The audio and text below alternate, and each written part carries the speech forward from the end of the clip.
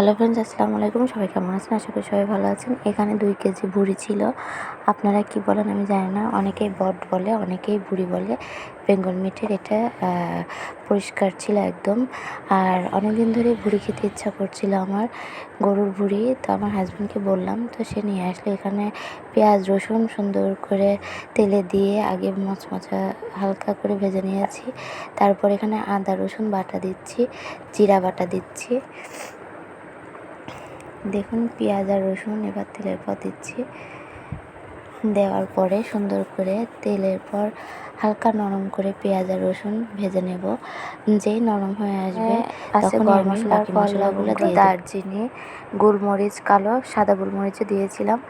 এবার আবারও সুন্দর করে নেড়ে চেড়ে নিচ্ছি কড়াইয়ের মধ্যে। এই পেঁয়াজ আর রসুন দিয়ে সুন্দর করে নেড়ে চেড়ে নিচ্ছি যাতে সুন্দর একটা ফ্লেভার বের হয়। আর ভুঁড়ি যদি খেতে সুন্দর না হয়, স্বাদ না লাগে, তাহলে সেই ভুঁড়ি খেয়ে লাভ হয় না। এখানে দিয়ে দিচ্ছি আমি হলুদের গুঁড়া 1 চা চামচ, মরিচের গুঁড়া 1 চা চামচ, ধনিয়া গুঁড়া 1 চা চামচ, আর আমার হাতের স্পেশাল বানানো মাংসের মশলা আর কি আমি দিয়ে দিয়েছি এখানে ফ্লেভারের জন্য। এখানে জিরার গুঁড়া দিয়ে দিয়েছি। তারপর দিয়ে দিচ্ছি মাংসের মশলা একটু। তারপরে যেহেতু আমি গরুর ভুঁড়ি কালাভুনা করবো, তাই কালাভুনার মশলা একটু দিয়ে দিচ্ছি, সাথে পরিমাপ মতো লবণ।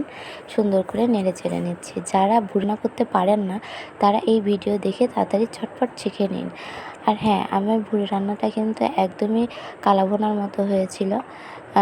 গরুর মাংস যেমন কালাভুনা হয় ঠিক সেরকম হয়েছিল। এবার গরুর ভুঁড়ির সাথে আমি সুন্দর করে আলু দিয়ে দিচ্ছি। আর হ্যাঁ, আলুটা এই জন্যই দিয়েছি আমি যাতে খেতে ভালো লাগে।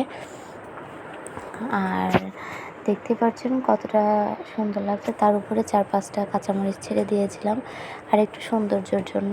আর এদিকে দেখুন পার্মানেন্টভাবে সুন্দর আর খেতে এতটা সুস্বাদু হয়েছিল যা একবার রান্না করলে বারবারই খেতে মন চাইবে।